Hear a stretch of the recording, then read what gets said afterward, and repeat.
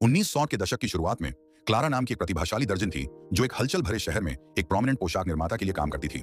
Clara अपनी उत्कृष्ट सिलाई और बारीकियों पर ध्यान देने के लिए जानी जाती थी, जिससे वे ऐसी पोशाकें बनाती थी जिनसे कई लोग ईर्ष्या करते थे। कई वर्षों की समर्पित सेवा के बाद क्लारा ने निर्णय लिया कि अब रिटायर होने और अपने परिवार के साथ बाद के वर्षों का आनंद लेने का समय आ गया है।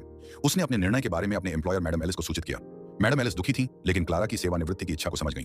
हालांकि उसने क्लारा से एक आखिरी एहसान मांगा, एक विशेष ग्राहक के लिए एक शादी का गाउन बनाने के लिए। क्लारा सहमत हो गई, लेकिन थका हुआ और सेवानिवृत्त होने के लिए उत्सुक महसूस करते हुए उसने गाउन में अपना यूजुअल प्रयास नहीं किया। उसने कम महंगे कपड़े चुने, अपनी कुछ सामान्य सावधानीपूर्वक तकनीकों को छोड़ दिया और सिलाई में लग गई। गाउन क्लारा के सामान्य उच्च मानकों के अनुरूप नहीं था।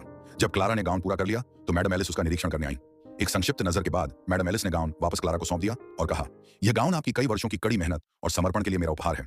मुझे पता है कि आपकी बेटी की जल्द ही शादी होने वाली है और मैंने सोचा कि यह एक होगा आपको धन्यवाद देने का विशेष तरीका। क्लारा स्तब्ध थी और अफसोस से भर गई कि उसके कार्य उस क्षण में उसके यूजुअल मानकों से कम थे, जो सबसे ज्यादा मायने रखता था।